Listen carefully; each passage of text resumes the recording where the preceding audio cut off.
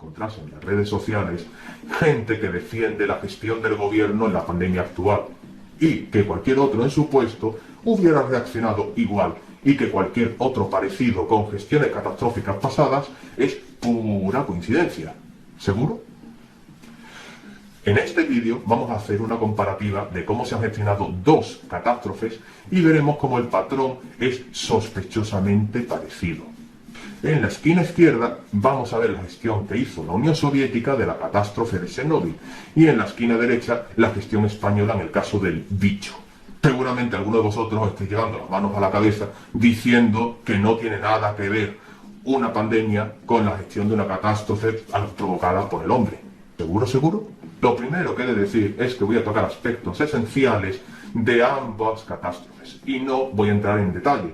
Así que para aquellos que deseéis aspectos técnicos, os recomiendo el libro Chernóbil 25 años después de Santiago Camacho por menos de 18 euros o en su versión digital, que es la que he comprado yo en plan rata, por apenas 12 euros.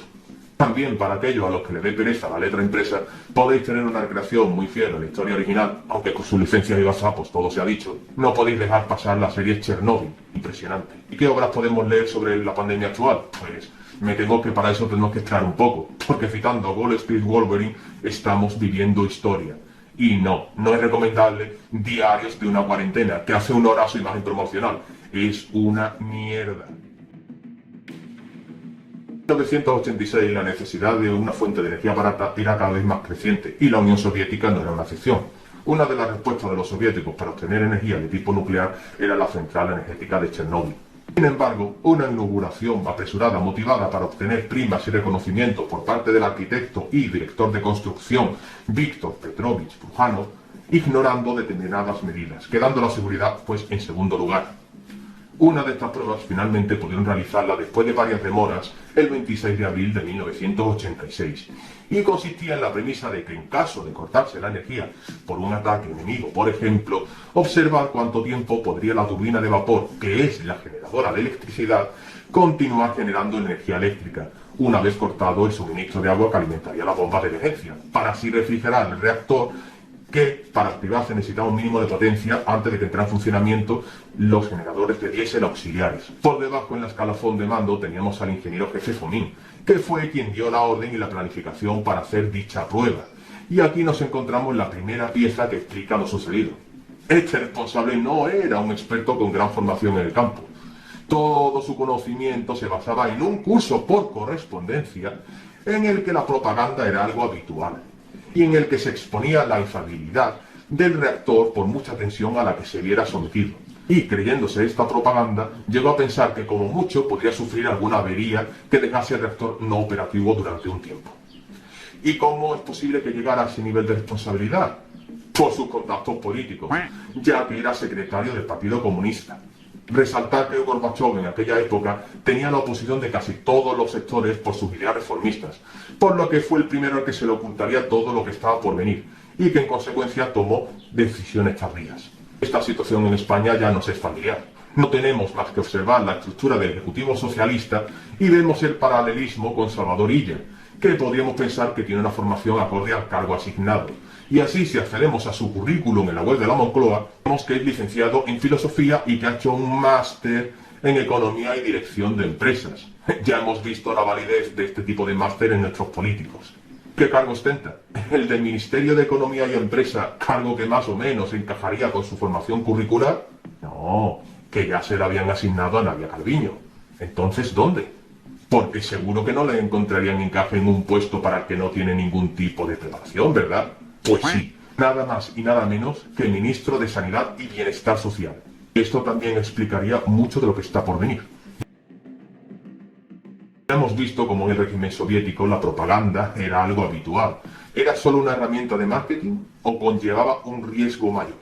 Según esa propaganda, el reactor RBMK era el orgullo de la Unión Soviética, un avance tecnológico sin parangón, que suponía el orgullo comunista. Sin embargo, el reactor mostraba un peligroso defecto de diseño, que hacía que fuera muy inestable a baja potencia, lo que, unido a un uso de materiales más baratos, tales como elementos inflamables en el techo o puntas de grafito en las barras de boro, diseñadas para reducir la radiación en caso de emergencia, pero que realmente la incrementaban en su introducción inicial, se tenía una bomba de relojería si se juntaba con la creencia de que se podía llevar al reactor al límite con el salvavidas de esas barras de Bohr, que se activaban todas al mismo tiempo, activando un botón de seguridad. Pero, ¿y en el caso español? ¿Tenemos barras de Bohr? Ciertamente no.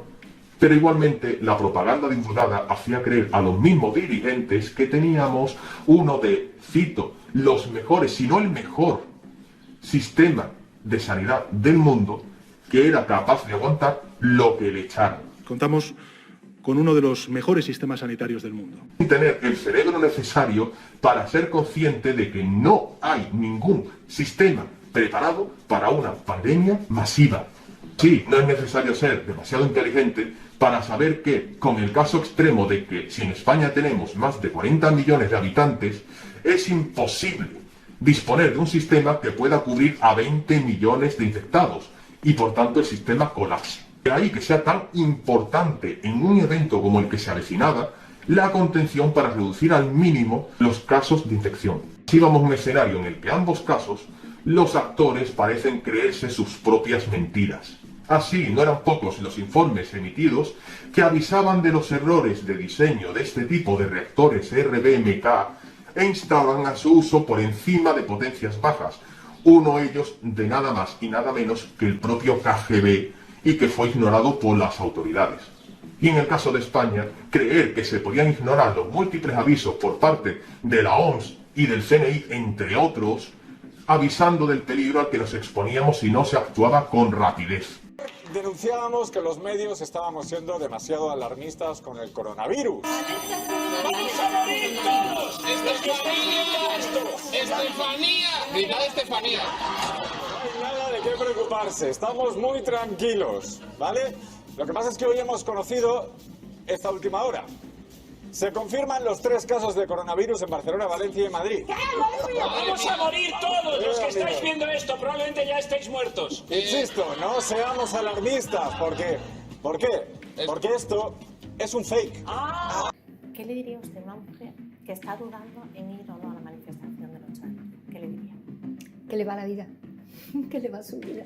Carmen Calvo, que España ha superado crisis peores que esta que estamos ahora afrontando, y entiendo que se refería sobre todo al ébola, que era mucho más letal, no es comparable al coronavirus, que es una gripe normal y corriente. De que como has estado por allí, pues te tiene que pasar algo. Yo he estado en Italia, he estado en el sur, es verdad, pero también empiezan a haber casos y todo normalidad. Ayer el Barça jugó en Nápoles, el estadio estaba lleno. Pese a todo, en la central nuclear no se encontraban trabajadores incompetentes. De hecho, estaban algunos de los mejores ingenieros nucleares de la Unión Soviética, que protestaron sobre los peligros de hacer la prueba en esos bajos niveles de potencia. Sin embargo, la prueba tenía que hacerse costara lo que costara. Así, el ingeniero a cargo, Diatlov, forzó a sus subalternos a trabajar bajo la amenaza de perder un puesto de trabajo con una muy buena remuneración, prestigio o incluso perder su residencia en la ciudad, viéndose por tanto obligado a acatar dichas órdenes. Así, desoyendo a sus subordinados, confiando en el buen funcionamiento del reactor y desconociendo sus fallos de diseño, comenzó la prueba, saltándose todas las medidas de seguridad, lo que se tradujo a la postre en la explosión del reactor. Volviendo a España, se desoyeron todas las advertencias que incluían al personal sanitario, la fuerza y cuerpos de seguridad del Estado, entre otros. Y así el gobierno permitió todo tipo de eventos deportivos, conferencias, mítines políticos, etc., confiando en que el sistema sanitario podría con todo. Así, con la prioridad ideológica sobre la seguridad, se terminó celebrando todo tipo de concentraciones, incluyendo la manifestación feminista del 8M, el evento publicitario por excelencia del gobierno en coalición, cuyos participantes se contaban por decenas de miles, provocando que los contagios fueran también masivos.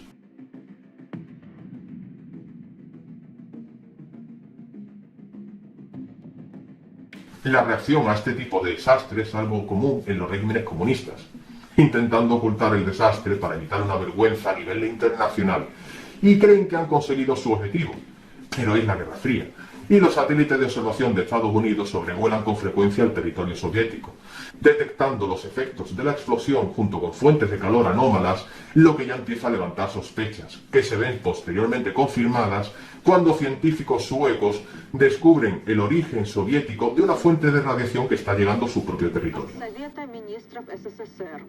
На Чернобыльской атомной электростанции произошла авария.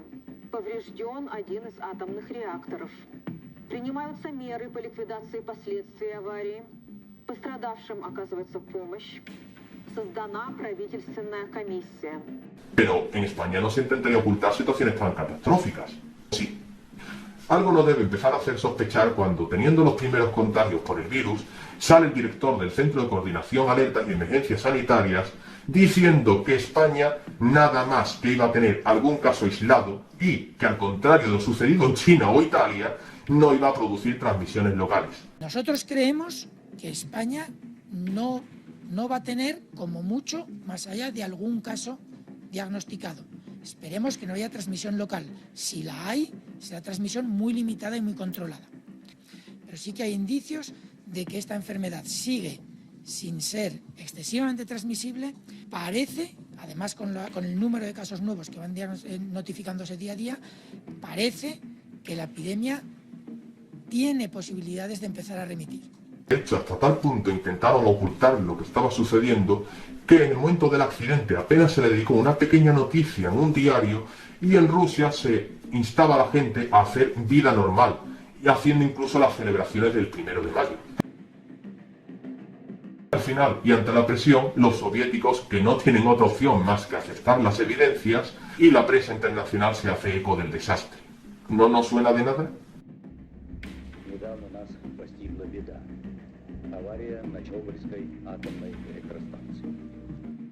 La celebración mañana de un Consejo de Ministros extraordinario para decretar el estado de alarma en todo nuestro país.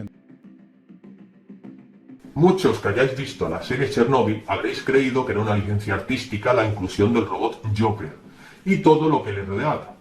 La imposibilidad de usar otros robots soviéticos similares para las tareas de desescombro del tejado altamente radioactivo de la central que era necesario para las obras posteriores de contención, el ofrecimiento germano y la destrucción del robot enviado por estos a causa de la elevada radioactividad, ocultada en sus cifras reales a los alemanes, a quienes se le informó que era de 2.000 Roentgens, cuando realmente superaban los 12.000. Pues todos los robots mencionados existieron, incluyendo a Joker, que era utilizado en las misiones tácticas de la policía y del ejército para la desactivación de bombas. Actualmente Joker está abandonado en un depósito de chatarra en la zona de exclusión. Al no poder disponer de esa maquinaria, al no estar dispuestos a reconocer lo real de la situación, recurrieron a aquello que les sobraba y por el que no sentían ningún aprecio: las vidas humanas. Trabajadores que sufrirían esa inmensa carga radioactiva para hacer el trabajo que no podían realizar los robots y que, irónicamente, se les llamó biorobots. ¡Qué graciosos! Volviendo a nuestro país, pese a que las autoridades informaban de que el personal sanitario estaba preparado y tenía los elementos de protección necesarios, vamos, que éramos la polla en vinagre, desde múltiples ámbitos se les contradice avisando del peligro que supone para este personal y para sus pacientes la escasez real de medios. ¿Y a qué lleva toda esta manipulación, imprevisión e improvisación? En el caso de Chernobyl, que los trabajadores retiraran los restos del reactor o limpiaran los alrededores de la central nuclear con rudimentarios, obsoletos e ineficientes máscaras y trajes de plomo fabricados de forma artesanal, y manipular incluso con sus propias manos estos restos, que conllevaba recibir dosis letales de radiación en apenas unos pocos segundos. Estos trabajadores, que se contaban por miles, fueron reclutados de forma voluntaria o forzosa, ofreciéndoles altos salarios o evitar el servicio en la conflictiva zona de Afganistán, ocultándoles que en realidad estaban siendo enviados de cabeza a una espantosa muerte por radiación al recibir al menos 50.000 veces una cantidad segura de radiación. Así, la mayoría de estos trabajadores murieron después de poco tiempo. De vuelta a nuestros días, una idéntica actitud de nuestros gobernantes provocaba una falta preocupante de material, lo que llevaba a los sanitarios, al igual que hicieron los liquidadores de Chernóbil, a trabajar con equipos artesanales e improvisados, encontrándonos situaciones igualmente surrealistas, como la confección de batas de protección con bolsas de basura o máscaras protectoras con plásticos de carpetillas. La consecuencia no se hizo esperar tampoco, disparándose entre ellos los casos de contagios a niveles inadmisibles. En España ni hay virus, ni se está transmitiendo la enfermedad, ni tenemos ningún caso actualmente. Apenas 36 horas después de la explosión y sin que pudieran contener la información ni que el reactor continuara escupiendo radioactividad, los 50.000 residentes de Pripyat recibieron la orden de evacuación de sus hogares, mintiéndoles nuevamente, haciéndoles creer que sería solo por un par de días, dejando atrás pertenencias, mascotas abandonadas, su hogar, es decir, toda su vida, mientras llevan consigo la carga de la infección radiactiva. 3 horas después, Pripyat es un pueblo fantasma que quedaría dentro de la zona de exclusión de 60 kilómetros cuadrados a la redonda de la central, quedando así hasta nuestros días, y probablemente cientos de años más. Pero aquí no se ha obligado a la población a dejar sus hogares. Pero han perdido su trabajo estando en situaciones precarias después de una crisis no superada del 2008 para muchos de ellos. Se les ha separado de sus familiares, de los que ni siquiera pudieron despedirse al fallecer por la epidemia, padeciendo secuelas aún por determinar a aquellos que han superado esta enfermedad. También se les ha cambiado la vida para siempre. Volviendo al caso soviético, el recuento de afectados comienza con los trabajadores más cercanos al núcleo que fallecieron en el momento de la explosión, y al menos otras 28 personas, entre ellas bomberos y servicio de emergencia, a los 3 meses siguientes por la radiación aguda que se extendería por más de 150.000 metros cuadrados, siendo transportada por el viento desde Rusia a Europa. Las cifras, nuevamente un intento de ser manipuladas, nos hablan de 8.000 muertos de forma directa según el gobierno ucraniano, mientras que informes independientes estiman que al menos 600.000 soviéticos más sufrieron las consecuencias directas de la radiación en los próximos días, así como un incremento en las tasas de cáncer, que en las zonas más próximas se ha visto multiplicado por 100, haciendo así imposible calcular el alcance real de la tragedia, tal y como reconoce la ONU. En España, nuevamente, nos encontramos un paralelismo, dando unas cifras de infección y fallecimientos que son primero cuestionadas por su inverosimilitud y posteriormente desmentidas con datos más alarmantes, ya no solo por ser una pandemia que, recordemos, es transmisible entre la población infectada, sino también porque muchos de esos afectados son sanitarios que deben dejar de prestar un servicio tan crítico en esta situación. Una vez controlados los riesgos más inmediatos de la catástrofe y sabiendo que la radioactividad duraría hasta 300.000 años, se acordó entre la comunidad científica internacional que la mejor solución era construir un sarcófago que contuviera toda la central nuclear siniestrada.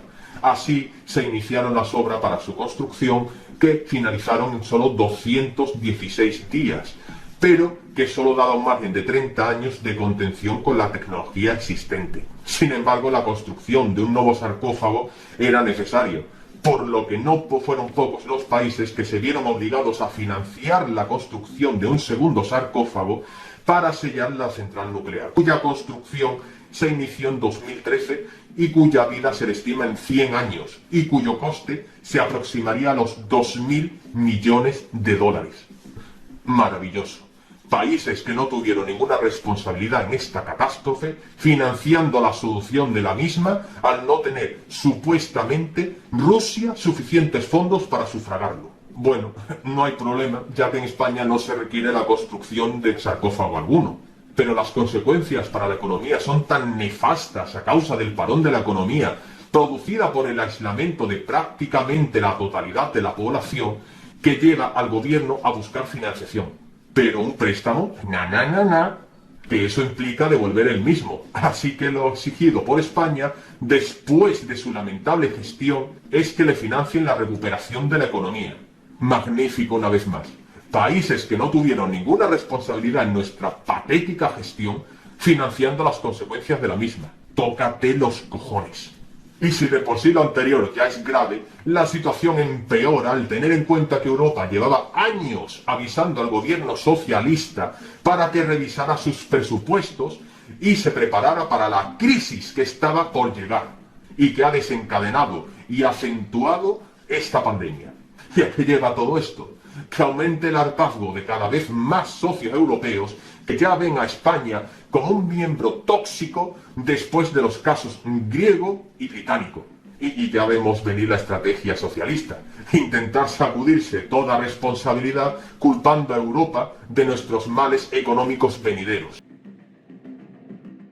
Llegados a este punto, no es extraño encontrar en los regímenes comunistas el intento de manipulación culpando a otros de situaciones provocadas o amplificadas en sus efectos. Ahí están los ejemplos de la Unión Soviética de Stalin, la China de Mao, la Cuba de Castro, la Venezuela de Chávez y Maduro. Así, el gobierno ruso, que tras la explosión de Chernóbil intentó manipular los datos de los afectados e intentando silenciar las voces científicas que alertaban de las consecuencias reales, nos encontramos que actualmente, molesto por la vigencia del tema gracias a la serie de HBO, trabaja en su propia serie versionando los hechos, culpando de lo sucedido un sabotaje de la CIA, desoyendo todas las pruebas presentadas en su momento por los fallos de diseño de los reactores, fallos que más tarde terminó reconociendo el propio gobierno soviético, modificando los reactores de características similares al accidentado. Es algo innegable que cuando se hace una nefasta gestión de este tipo de catástrofes basada en intereses ideológicos, antes o después se intenta ocultar. Termina saliendo la verdad a la luz, sumando al daño sanitario y económico el daño a la imagen de todo un país y recogiendo para la historia su mal hacer. Así, al poco de la explosión del reactor de Chernóbil, prensa de todo el mundo recogía los hechos, el oscurantismo del régimen soviético y las carencias de su tecnología. Ocurriendo algo muy similar en España, dando ejemplo internacional de cómo no gestionar la crisis, mostrando un oscurantismo similar a la hora del recuento de afectados y fallecidos y mostrando las vergüenzas de nuestro sistema.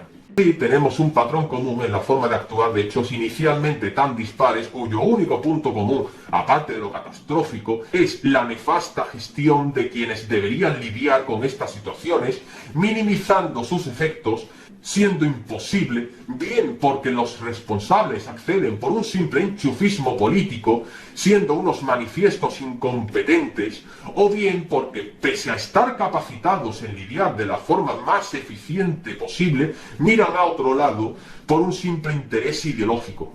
Igual que en el caso de Chernóbil, aquellos que vulneraron los parámetros de seguridad fueron condenados a pasar un largo periodo en la sombra, los responsables españoles deben ser procesados y condenados. De lo contrario, aquellos que piensan que la justicia, por mucho que nos gustaría lo contrario, es más benigna con ciertos colectivos, tendrán razón. Espero que os haya gustado el vídeo, dadle un like y suscribíos. Buenas noches y buena suerte. La vamos a necesitar.